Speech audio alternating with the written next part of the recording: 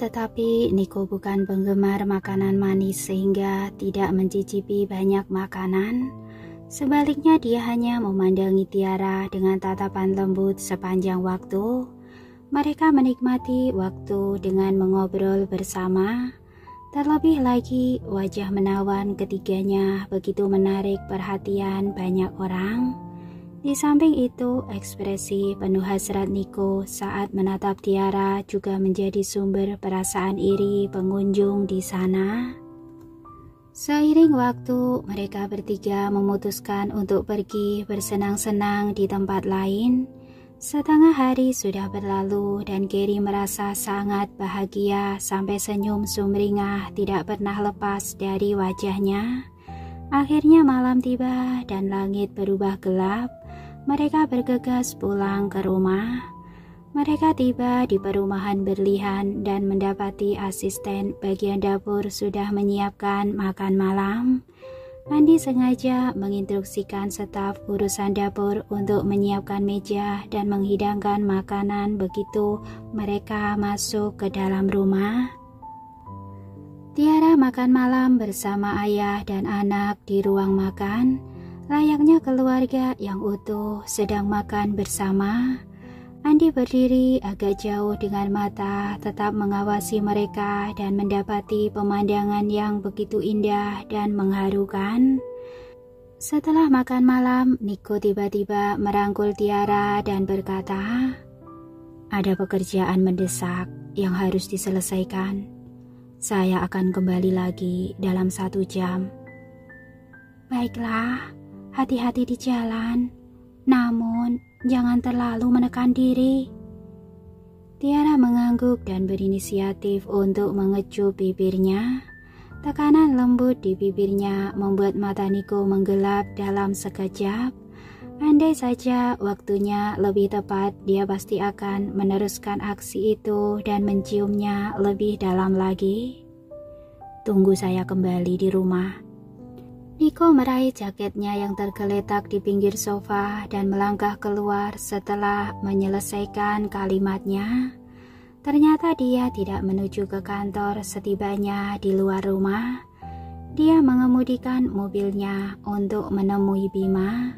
Mobil sedan berwarna hitam itu melaju kencang di jalanan lebar di tepi kota. Saat itu langit malam benar-benar telah gelap gulita. Tak lama kemudian dia tiba dan memarkir mobilnya di pabrik milik korporasi Lucky di pinggiran kota. Dia kemudian turun dari mobil dengan wajah tegang dan memancarkan aura kuat yang cukup menegangkan. Bima sudah diberitahu kalau tak lama lagi Niko akan tiba, maka dia menunggu dengan sabar di pintu masuk untuk menyambut kedatangannya. Begitu melihat Niko turun dari mobil, dengan cekatan dia menghampiri dan menyapa penuh hormat, "Presiden Samuel." Sementara itu Niko bertanya dengan dingin, "Di mana dia?" "Saya sudah memerintah tim untuk menahannya di dalam gudang. Dia diikat kuat. Silahkan lewat sini, Pak." Bima menunjukkan jalan sambil berbicara.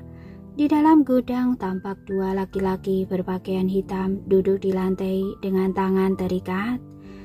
Kedua laki-laki itu dikelilingi para pengawal yang bertampang mirip dan mengenakan setelan jas. Saat itu Niko turun ke gudang seperti layaknya seorang bangsawan yang memberkati rakyatnya dengan kehadirannya. Dan sorot matanya yang tajam langsung tertuju pada 2 laki-laki berpakaian serba hitam itu. Kedua tawanan itu merasakan tatapan tajamnya yang mencekam dan merasa bahwa iblis ini sedang mengincar mereka. Saking ketakutan mereka tidak berhenti gemetar. Niko melangkah maju dan berdiri di depan kedua laki-laki itu. Suaranya sedingin es saat menginterogasi mereka. "Katakan, siapa yang menyuruh kalian?" Saat itu kedua laki-laki itu saling bertatapan penuh kebingungan. Laki-laki berwajah kotak segera mengungkapkan raut wajah polos dan berpura-pura tidak tahu. "Pak, Anda pasti sudah salah tangkap orang. Kami hanya pengunjung biasa. Apakah kalian masih akan terus berkelit? Cibir Niko dan senyum masamnya membuat kedua laki-laki itu tiba-tiba bergidik. Meskipun begitu, mereka tahu pasti harus menyangkal keras semua pertanyaan dalam situasi seperti ini. Pak, sudah pasti terjadi kesalahpahaman di sini. Kami warga negara yang baik. Begitu mendengar pernyataan itu, Niko mendengus kencang seakan baru saja mendengar sebuah lelucon. Rupanya, kalian tetap tidak mau mengaku. Sampai saya terpaksa harus menggunakan kekerasan ya. Bima, kamu tahu apa yang harus dilakukan. Bima segera melangkah maju dan meletakkan sejumlah foto yang diambil tadi siang di depan kedua laki-laki itu. Dia kemudian menginterogasi mereka. Apabila benar-benar warga negara yang baik, lalu apa alasan kalian mengikuti kami? Jangan katakan bahwa ini hanya sebuah kebetulan. Saya tidak percaya sama sekali dengan yang namanya kebetulan. Begitu keduanya melihat foto di tangan Bima, ekspresi mereka berubah menjadi suram dan sangat terkejut. Terlepas dari hal itu, mereka masih bersikeras menyangkalnya. Kami sama sekali tidak tahu kenapa selalu berpapasan dengan mereka. Tentu saja ini sebuah kebetulan. Menanggapi itu, Bima memelototi kedua lelaki itu dan dengan jelas sekali tidak percaya satu kata pun yang dilontarkan oleh mereka. Apakah kalian menganggap saya bodoh? Apakah kalian pikir saya menangkap kalian berdua karena iseng tanpa ada bukti nyata? Setelah mendengar pertanyaan itu, wajah keduanya berubah buruk. Bima mengabaikan mereka dan terus melanjutkan bicara. Apakah kalian tahu identitas dua orang yang kalian buntuti itu? Kedua laki-laki itu saling bertukar pandang. Akhirnya laki-laki berwajah kotak itu bicara dengan lesu. Siapa mereka? Mereka adalah Nyonya dan Tuan Muda Grup Samuel. Jadi, kalian berdua pasti berkeinginan untuk mati ya. Berani-beraninya kalian membuntuti anggota keluarga Grup Samuel. Saat itu Bima menatap kedua laki-laki itu dengan ekspresi yang menyiratkan bahwa mereka akan tersiksa dan mati di tangannya. Wajah keduanya langsung berubah dan tiba-tiba saja terlihat ada ketakutan di matanya.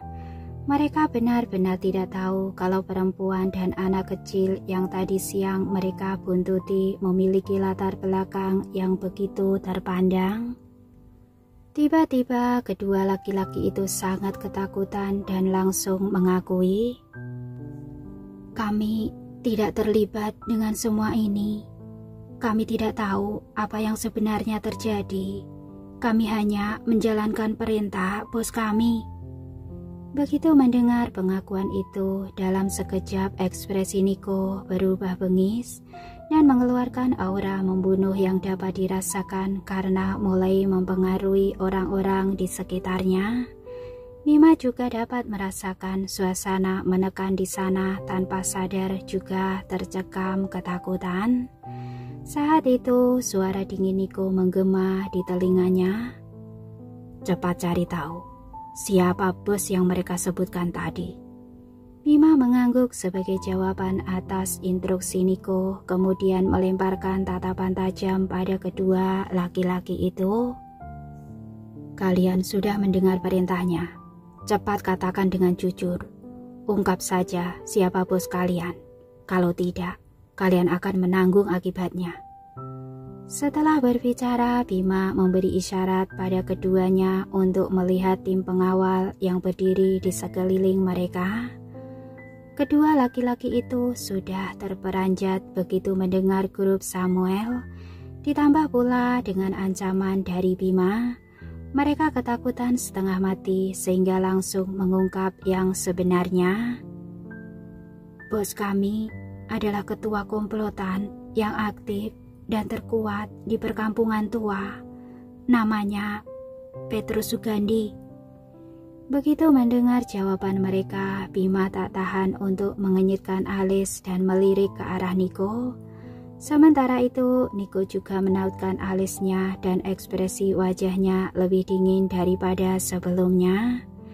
Dia menatap tajam kedua laki-laki yang meringkuk di lantai dan berbicara dengan nada sinis.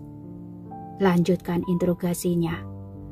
Bima mengangguk dan melanjutkan interogasi. Mengenai Petrus Sugandi, katakan pada saya semua yang kalian ketahui tentangnya.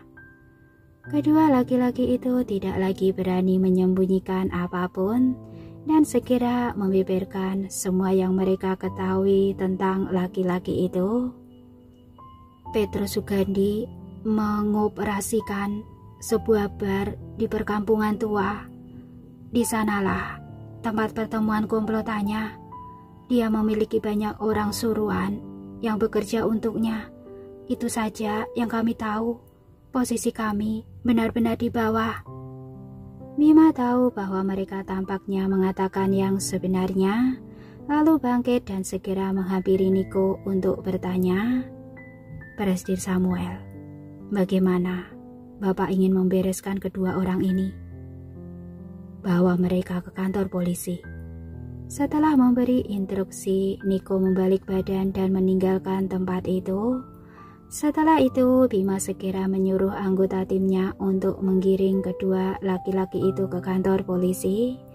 Kedua laki-laki itu ketakutan demi mendengar bahwa mereka akan dibawa ke kantor polisi dan segera bersimpuh dengan memohon ampunan dengan wajah memelas.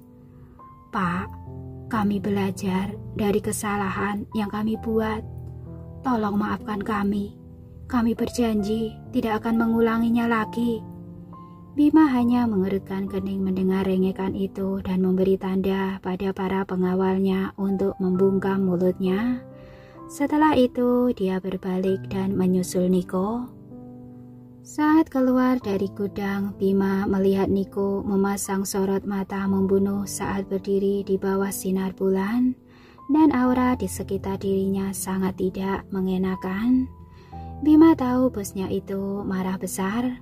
Dia kemudian melangkah maju dan bertanya dengan sopan, Presdir Samuel, kemana kita akan menuju?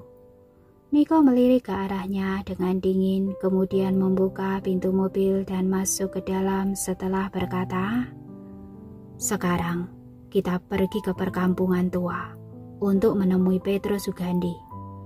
Malam itu di sebuah bar benderang di perkampungan tua yang bising dan liar, semua orang tampak hanyut dalam gaya hidup senang dan berpesta pora. Di dalam ruang privat yang mewah, Petrus Sugandi memeluk dua perempuan dan dia terlihat seperti orang kaya baru ditemani teman-temannya yang tidak bereputasi baik. Semua orang sibuk menjilat Petrus. Seluruh ruangan dipenuhi bau busuk di tengah-tengah gelak tawa perempuan dan sendal gurau kasar para lelaki. Suasana di sana cukup menyenangkan ketika Bima tiba-tiba menendang pintu ruang privat itu yang menyebabkannya menabrak dinding di belakangnya dengan keras. Siapa di sana? Kerumunan orang terkejut dan menatap Bima. Namun Bima mengabaikan mereka dan 10 pengawalnya menyerbu masuk ke dalam ruang. Mereka semua berdiri sejajar dalam 2 baris dan saling berhadapan. Seketika itu semua orang panik melihat situasinya. Tak lama terdengar suara langkah kaki yang semakin keras saat mendekati ruang privat. Dan setiap langkah membuat kerumunan orang di sana merasa semakin ketakutan dan panik.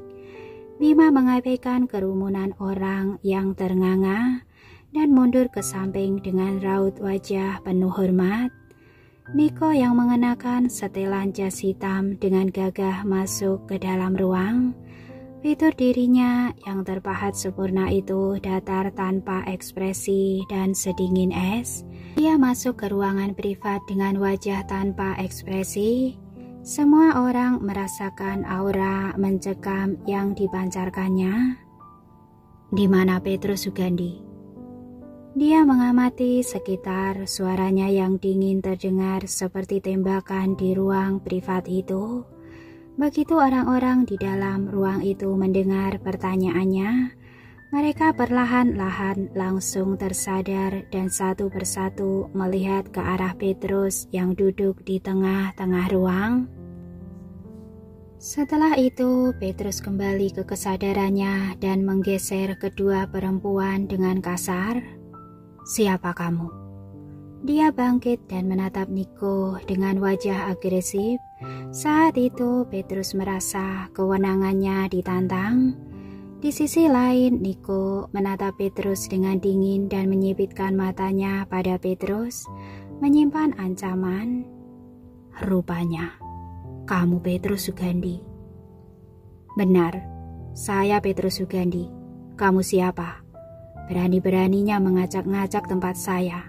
Kamu ingin mati?"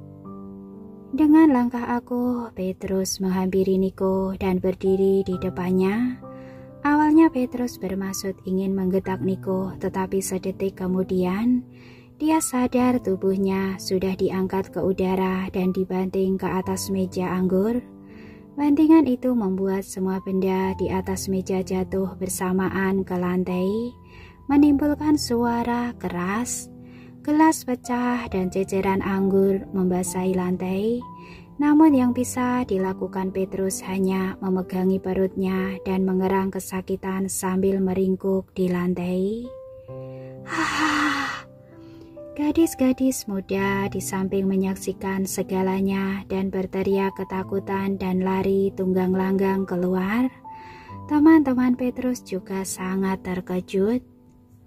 Namun Niko tidak peduli dan melangkah maju dengan aura yang mendominasi dan menekan yang cukup mencekam, langsung menghampiri Petrus.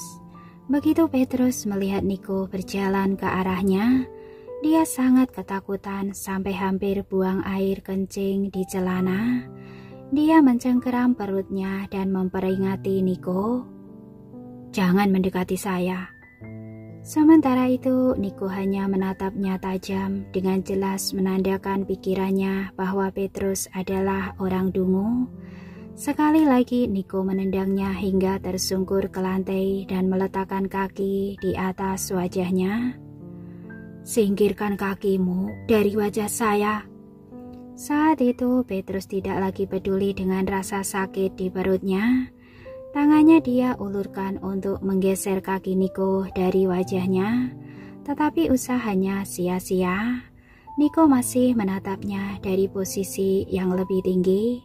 Akhirnya bibirnya yang tipis bergerak saat berbicara perlahan dengan nada mengancam. "Apakah kamu mengirim sejumlah laki-laki untuk membuntuti seorang perempuan dan seorang anak kecil hari ini?" Petrus terperanjat, matanya berubah licik saat menjawab, "Perempuan dan anak kecil yang mana? Saya tidak mengerti kamu bicara apa. Saya peringatkan, cepat singkirkan kakimu. Kalau tidak, begitu anak buah saya datang, saya tidak akan memberimu ampun." Petrus mengusir ketakutan di hatinya dan mengancam Niko. Namun Niko tidak terpengaruh oleh ancaman Petrus dan injakan kakinya pun semakin menekan. Akibatnya injakannya itu membuat wajah Petrus rusak.